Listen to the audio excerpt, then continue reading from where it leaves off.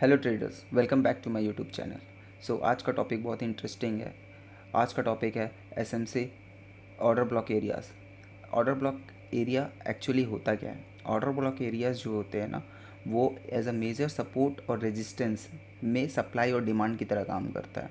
बड़े बड़े hedge funds या इंस्टीट्यूशन रनिंग मार्केट में अपना पोजीशन क्रिएट नहीं करते हैं। वो हमेशा एक ऐसे प्राइस पॉइंट का वेट करते हैं ना, जहाँ से उन्हें एक एक्चुअल बड़े मूव मिले और वहाँ पर वो बाय करते हैं। गाइस, चलिए चार्ट पर देखते हैं कि ये ऑर्डर ब्लॉक्स एक्चुअली होता क्या है और इसे हम कैसे फाइंड आउट करते हैं और इस पर ट्रेड लेने का क्या स्पेसिफिक तरीका होता है।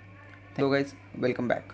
सो ऑर्डर ब्लॉक्स को फाइंड आउट करने का सबसे ईजीएस्ट और सबसे बेस्ट तरीका जो होता है वो होता है जब भी कोई market bearish bullish order flow में चल रहा हो, मार्केट में धीरे धीरे हायर हाई लोअर हाई और हायर हाई का एक पैटर्न क्रिएट करते हुए अपसाइड की तरफ जा रहा होगा ना, तो जो भी वो पुल बैक एरिया होता है, जब भी मार्केट एक लो से एक हाई क्रिएट करता है, उसके बाद धीरे धीरे वो slow and study lower low channel pattern में नीचे आता है और उसके बाद एक्यूमुलेट करता है अपने आप को, वेट करता है, मार्केट वेट करता है और उसके बाद एक ब्रेकआउट, सडन ब्रेकआउट देता है ना गाइस।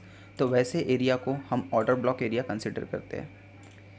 जैसे इस बड़े से मूव से पहले जो भी बेरिश कैंडल यहाँ फॉर्म होगा ना गाइस, वो एक ऑर्डर ब्लॉक की तरह काम करेगा। तो इससे क्या होगा ना गाइस, जब भी मार्केट वापस इस जोन पर आएगा तो वो एक बहुत इम्पल्स मूव देगा, जिसे हम order block, bullish order block से रिएक्शन कहते हैं। अब इस एरियाज़ को फाइंड आउट करने के लिए हमारे पास 3 कैटेगरी कंफर्म होनी ही चाहिए। सबसे पहले क्या होता है? सबसे पहला होता है ऑर्डर ब्लॉक से पहले FVG गाइस, वो होता है फेयर वैल्यू गैप। ठीक है, इस फेयर वैल्यू गैप को समझने का तरीका बहुत सिंपल होता है। जब भी मार्केट एक बड़ा सा इम्पल्सिव मूव देता है ना, उस इम्पल्सिव मूव से पहले मार्केट में 3 कैंडल क्रिएट होंगे जो कि प्राइस में एक गैप क्रिएट करेंगे। ठीक है, 3 कैंडल क्रिएट करेंगे जिसमें प्राइस में एक गैप होगा। उस गैप को हम फेयर वैल्यू गैप बोलते हैं गाइस। तो ऑर्डर ब्लॉक कंफर्म करने से पहले हमें 3 बेरिश या बुलिश कैंडल होना कंपलसरी है, क्योंकि इस बेरिश कैंडल या बुलिश कैंडल का मूव इंडिकेट करता है कि प्राइस अभी भी यहाँ पर एक गैप क्रिएट करते हुए गया है और प्राइस इसको फिल करने वापस आएगा।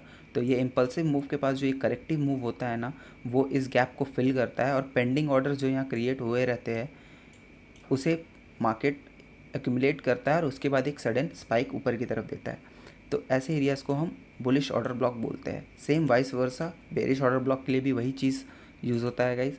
जिस तरह मार्केट नीचे हायर लो लोअर हाइस पैटर्न में, लोअर लो पैटर्न में नीचे आ रहा हो, तो जब भी मार्केट कोई एक्यूमुलेशन के बाद एक एरिया क्रिएट करेगा, उस एरिया को हम बुलिश या बेरिश ऑर्डर ब्लॉक कहते हैं।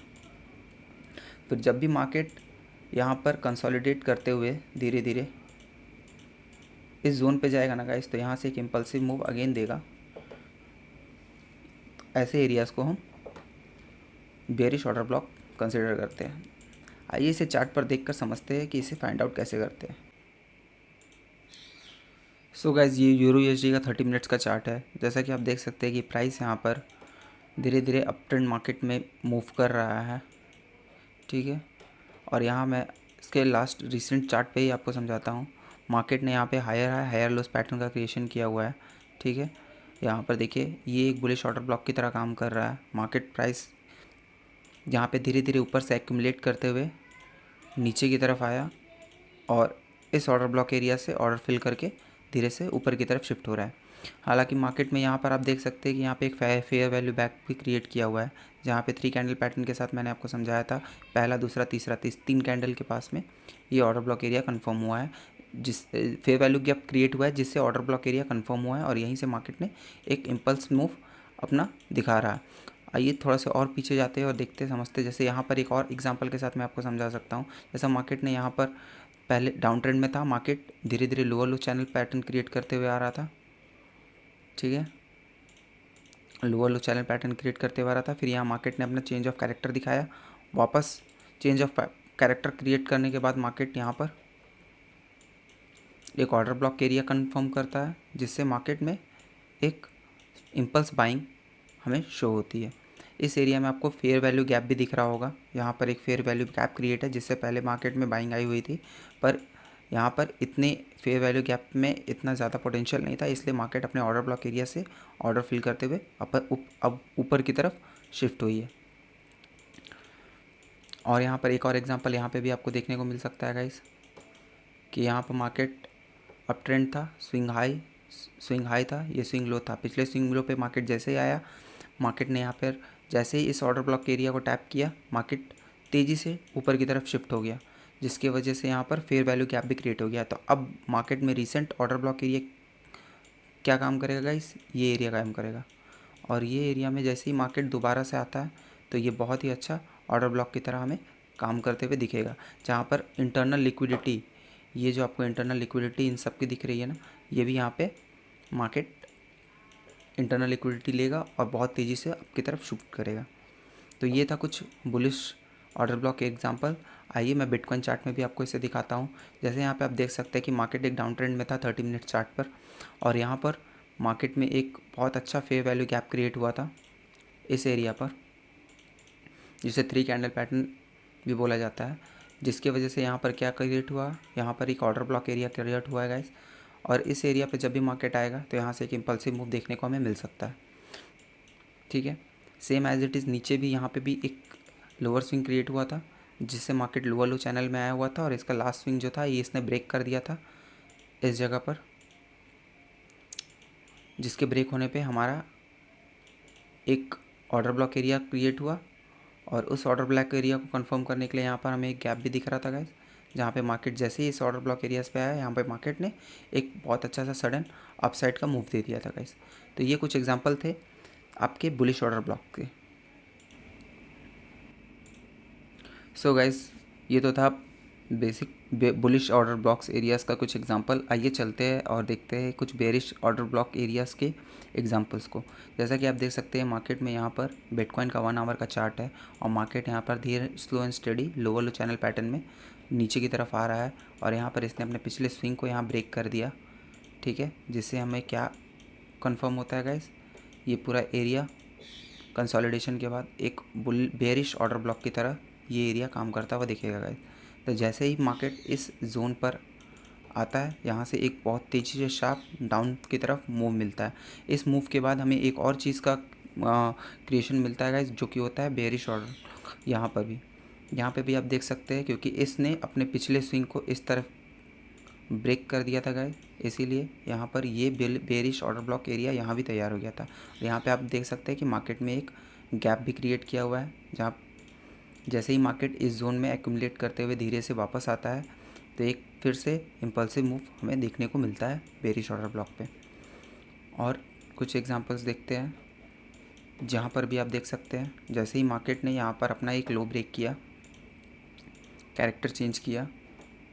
ठीक है, कैरेक्टर चेंज करने के बाद में ये लोअर ऑर्डर पर यहाँ पर भी एक ऑर्डर ब्लॉक एरिया कंफर्म हुआ है गाइस। तो ये भी एक एरिया जो है वो बेरिश ऑर्डर ब्लॉक की तरह काम करेगा।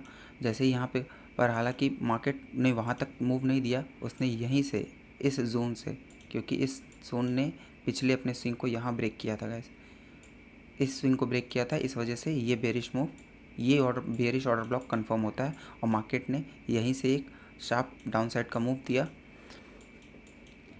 ठीक है, तो इस तरीके से आप चार्ट पर ऑर्डर्स ब्लॉक एरियाज़ को फाइंड आउट कर सकते हैं और उस पर अच्छे ट्रेड प्लान कर सकते हैं गाइस। ठीक है, आपका स्टॉप लॉस जो भी होगा वो जस्ट इस ऑर्डर ब्लॉक एरियाज़ के ऊपर की जोन का होगा, और आपका टेक प्रॉफिट जो होगा वो कोई भी पहला स्विंग या 1:2 या 1:3 के रिस्क रिवॉर्ड के हिसाब से आप प्लान कर सकते हैं। ठीक है,